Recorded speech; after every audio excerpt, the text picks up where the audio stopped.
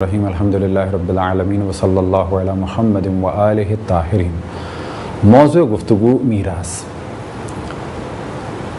سب سے پہلے جانب ہم توجہ دلائیں کہ اسلام فقط عبادات اور راز و نیاز کا درس نہیں دیتا، بلکہ اسلام کے تمام قوانین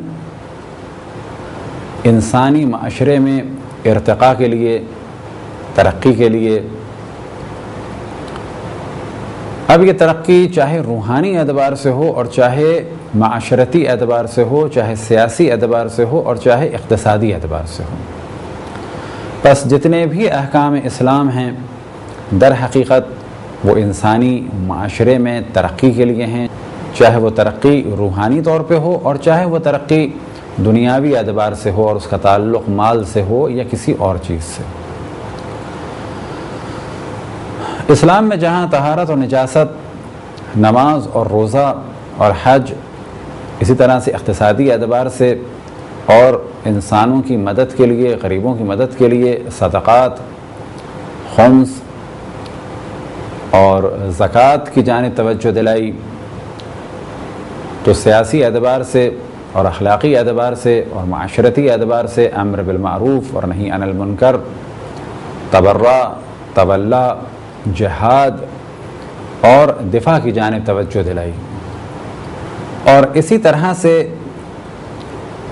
مال حاصل کرنے اور مال کے لین دین کے بارے میں بھی احکام بیان فرمائے۔ مالک بننے کے طریقے بھی بتائے کہ کس طرح سے کوئی شخص کسی چیز کا مالک بنتا ہے، اور یہ بھی بتایا کہ ان چیزوں کا مالک بنا جا سکتا ہے۔ تو دوسری جانب یہ بھی توجہ دلائی کہ کسی کا حق پامال نہ ہو اور کسی کی ملکیت پر اور کسی کی جائیداد پر قبضہ نہ کیا جائے۔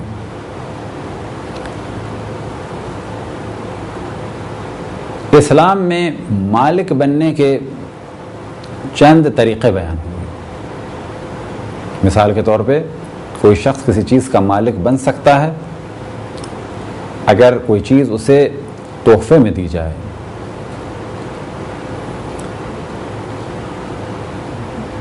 اسی طرح سے وہ مالک بن سکتا ہے کسی چیز کو خریدنے کے ذریعے سے، تو اسلام نے خرید و فروخت کے احکام بیان کیے۔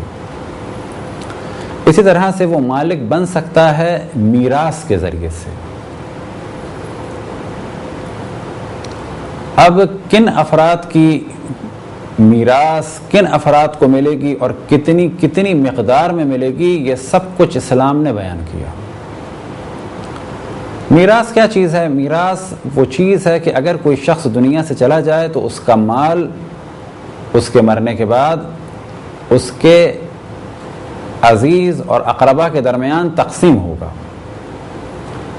اب کون سے عزیزوں کے درمیان، کون سے اقربا کے درمیان، تو یہ اسلام نے بالکل واضح بیان فرمایا۔ انشاءاللہ اگلے لیکچر میں ان چیزوں کو بیان کیا جائے گا۔ فی الحال ہم توجہ دلاتے ہیں فقط میراث کی اہمیت کی جانب۔ اللہ سبحانہ و تعالیٰ نے میراث فقط مردوں ہی کو نہیں دی بلکہ خواتین کو بھی دی،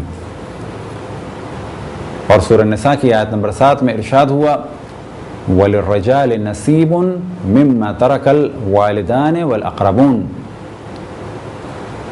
اور پھر ساتھ میں ارشاد فرمایا وَلِلنِّسَاءِ نَصِيبٌ مِّمَّا تَرَكَ الْوَالِدَانِ وَالْأَقْرَبُونَ، مردوں کا بھی حصہ ہے، عورتوں کا بھی حصہ ہے۔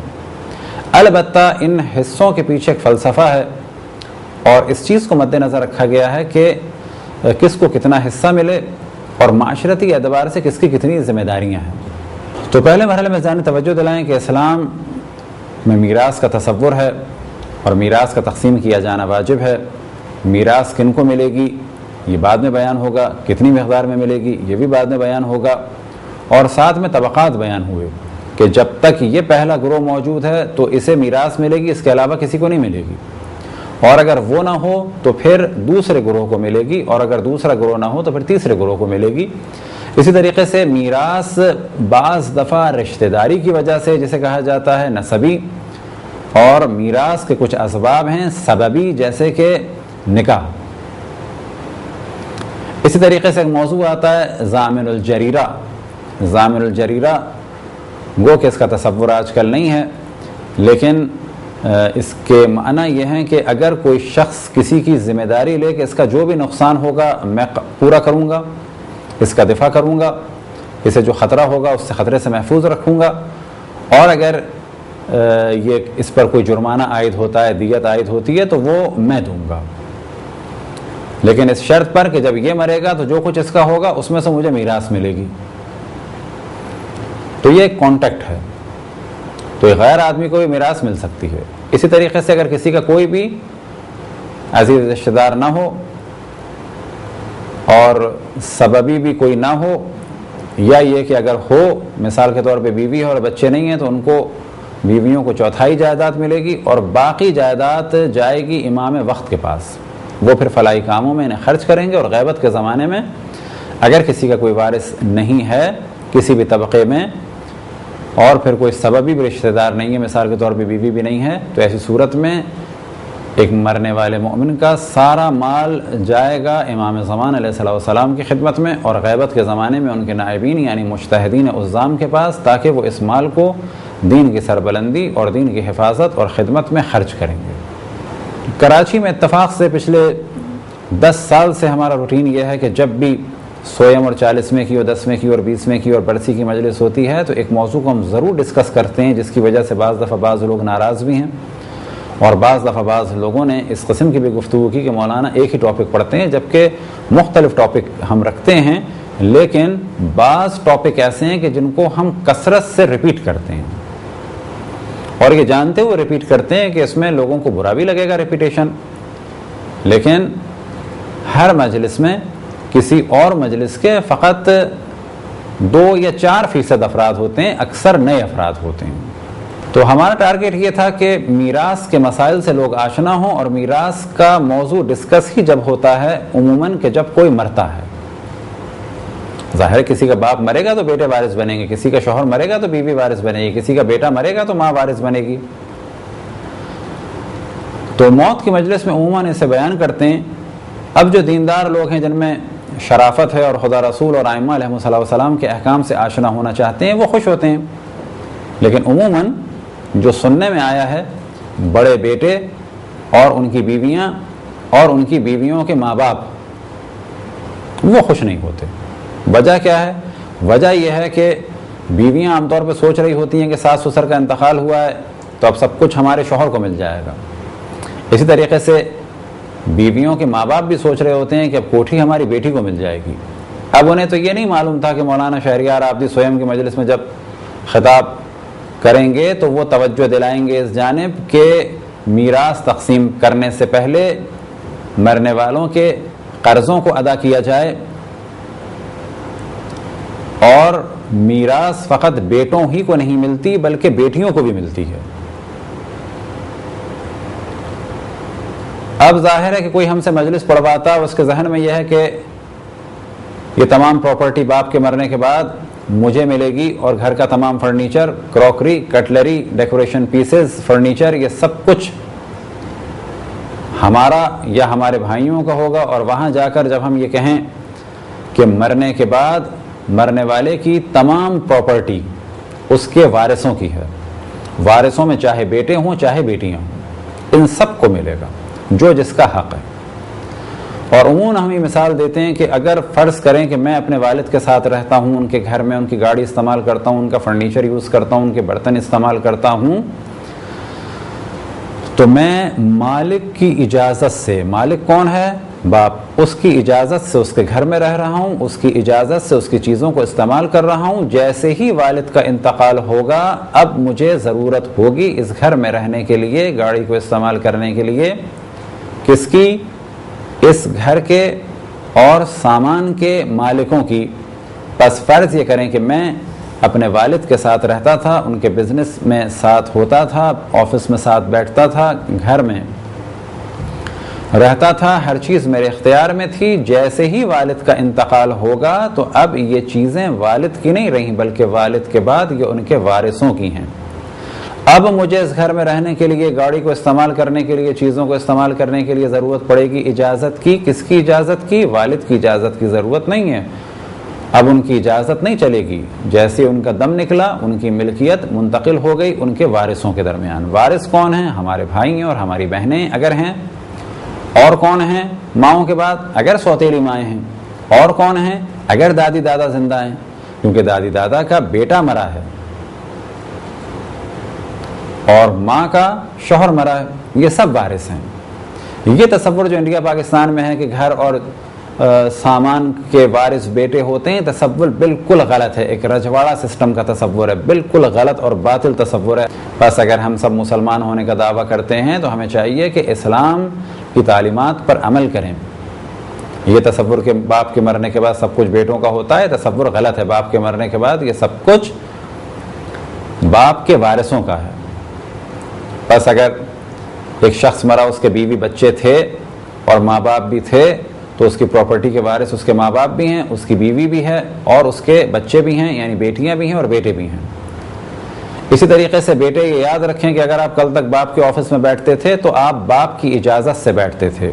جیسے ہی باپ کا دم نکلا اب یہ آفس منتقل ہو گیا باپ کے وارثوں کے پاس۔ اگر آپ کی ایک بہن بھی آپ سے کہہ دے کہ آپ آفس میں نہیں بیٹھ سکتے تو آپ کے لیے صحیح نہیں ہوگا۔ باپ کے مرنے کے بعد اب اس کارخانے کے مالک آپ نہیں ہیں بلکہ آپ کے تمام وارث ہیں۔ باپ کے مرنے کے بعد اس دکان کے وارث آپ نہیں ہیں بلکہ باپ کے تمام وارث ہیں، یعنی آپ کے تمام بہن بھائی اور ماں، اور اسی طرح سے اگر دادی دادا زندہ ہیں تو وہ بھی وارث ہیں۔ بس فرض کریں کہ آپ کل تک باپ کے ساتھ کارخانے میں بیٹھتے تھے، باپ کا انتقال ہو گیا، اب بہنوں کو اور بھائیوں کو یہ حق ہے کہ وہ کہیں کہ آپ کارخانے میں نہیں جائیں گے، کسی چیز کو نہیں چھوئیں گے۔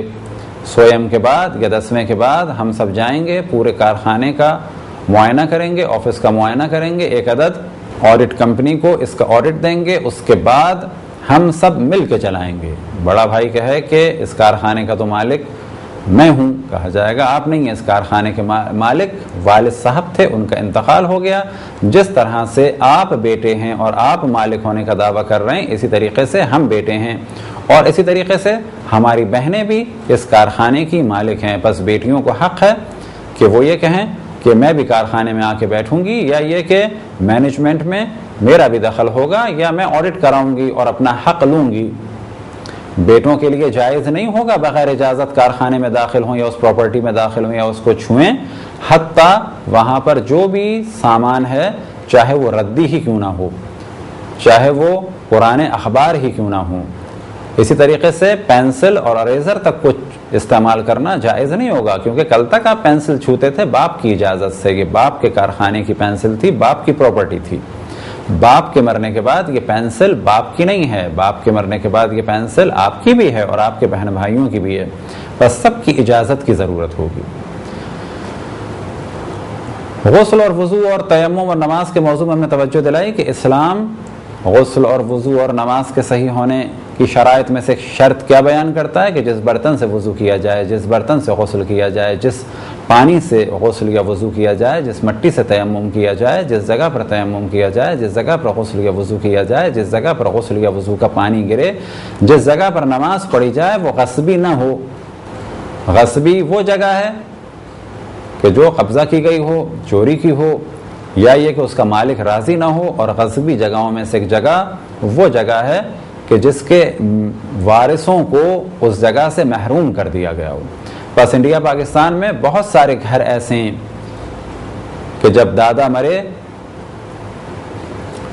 تو آپ کی پھوپھیوں کو محروم کر دیا گیا اس گھر سے، اور جب آپ کے والد کا انتقال ہوا تو آپ کی بہنوں کو نکال دیا گیا ان گھروں سے۔ یہ گھر تعلیمات اسلام میں اور خصوصاً تعلیمات قرآن اور اہل بیت علیہم السلام کے مطابق غصبی گھر ہیں، ان میں غسل نہیں ہو سکتا، وضو نہیں ہو سکتا جب تک کہ وارث اجازت نہ دیں۔ پس معلوم یہ ہوا کہ ایک بند غسل خانے میں غسل کی شرائط بھی ایسی شرائط ہیں کہ جس سے تعلق معاشرے کا ہے۔ بس اگر وہ سوال کرے غسل انڈیویجول عبادت ہے یا اس کا تعلق معاشرے سے ہے تو ہم جواب دیں گے غسل بظاہر انڈیویجول عبادت ہے، لیکن ان کی شرائط میں سے یہ شرط کہ جس جگہ پہ غسل کیا جائے وہ غصبی نہ ہو، یعنی کسی کی چوری کی بھی نہ ہو، قبضہ شدہ نہ ہو، اس کے مالک کی بغیر اجازت کے غسل نہ کیا جائے۔ بس اگر کوئی اپنی بہنوں کو جائیداد سے محروم کرتا ہے تو ان گھروں میں اس کا غسل صحیح نہیں ہوگا۔ بس معلوم ہوا کہ اسلام 2 رکعت نماز بھی چاہتا ہے، کس کے ذریعے سے؟ کہ صحیح غسل ہو، صحیح وضو ہو یا صحیح تیمم ہو۔ اور اس غسل اور وضو کی شرائط میں سے ایک شرط کیا ہے؟ کسی کا حق پامال نہ ہو، کسی کا حق نہ مارا گیا ہو۔ تو انڈیا ہو یا پاکستان، عام طور پہ دیکھنے میں آتا ہے کہ چاہے راجا ہو، چاہے نواب ہو، چاہے چودھری ہو، چاہے وڈیرا ہو، چاہے سردار ہو، یہ سب کے سب عموماً انڈیا پاکستان میں بہنوں کے حق مارتے ہیں، وارثوں کے حق مارتے ہیں۔ بعض دفعہ شوہر کے مرنے کے بعد بیوی قابض ہو جاتی ہے اور ساس سسر کو کچھ نہیں دیتی، یہ بھی حرام ہے۔ بعض دفعہ ساس سسر قابض ہو جاتے ہیں اور مرنے والے کی بیویوں کو محروم اور بچوں کو محروم کر دیتے ہیں، یہ بھی حرام ہے۔ بعض دفعہ مرنے والے کے بچے قابض ہو جاتے ہیں اور ماؤں کو اور دادی دادا کو محروم کر دیتے ہیں، یہ بھی حرام ہے۔ بعض دفعہ دادی دادا اور ماں نہیں ہوتی تو ایسی صورت میں بیٹے قبضہ کر لیتے ہیں، بہنوں کو محروم کر دیتے ہیں۔ بعض دفعہ بڑے بھائی پراپرٹی پہ قبضہ کر لیتے ہیں، جیسے چاہتے ہیں اس کو مس یوز کرتے ہیں اور چھوٹے بھائیوں کا حق پامال کر دیتے ہیں۔ بس اسلام میں اجازت نہیں ہے کسی کی پراپرٹی کو مس یوز کرنا، چاہے وہ ماں کا حق ہو چاہے وہ باپ کا حق ہو۔ بس اسلام نے بہت توجہ دی کہ مرنے والے کا مال خاص ترتیب سے اور حساب کتاب سے تقسیم ہو۔ اگر یہ خاص ترتیب اور حساب کتاب سے تقسیم نہیں ہوا تو پھر اس کا استعمال جائز نہیں ہوگا۔ اسی طرح سے یہ بھی یاد رکھیں کہ اگر میراث کے مال سے، کون سا مال کہ جس میں سے بہنوں کا یا کسی کا حق مارا گیا، کوئی بھی عبادت انجام دی جائے، اس مال سے حج کیا جائے، عبادتیں انجام دی جائیں، اللہ سبحانہ و تعالی راضی نہیں ہے۔ اسی طرح سے ایسے گھر کے جن پہ قبضہ کیا گیا ہے ان میں داخل ہونا جائز نہیں ہے۔ کوئی آپ سے کہے قرآن خوانی ہے، آپ کہیں کہ قرآن راضی نہیں ہے کہ آپ کے گھر میں آیا جائے۔ کوئی آپ سے کہے کہ میرے گھر میں آؤ جبکہ وہ قبضہ شدہ گھر ہے اور مجلس امام حسین علیہ السلام ہے، تو کہا جائے امام حسین نہیں چاہتے کہ میں آپ کے گھر میں قدم رکھوں، کیونکہ جس شریعت کے لیے امام حسین نے اپنا سر دیا ہے اس کے احکام میں سے ایک حکم یہ ہے کہ غصبی جگہ میں قدم نہ رکھو، اور غصبی جگہوں میں سے ایک جگہ وہ گھر یا وہ پراپرٹی ہے کہ جو اس کے وارث کو نہ دی جائے۔ یہ تھی ایک مختصر سی گفتگو میراث کے بارے میں۔ انشاءاللہ اگلے مرحلے میں میراث کے احکام اور کن کن کو میراث ملے گی، کتنی کتنی ملے گی، تفصیل سے بیان ہوگا۔ خداوند تبارک و تعالیٰ سے دعا ہے کہ بحق محمد و آل محمد ہمیں اپنے رسول، اپنی حجتوں، خصوصاً امام زمان علیہ السلام کی معرفت اور اطاعت کی توفیق عطا فرمائے۔ وصلی اللہ علی محمد و آلہ الطاہرین۔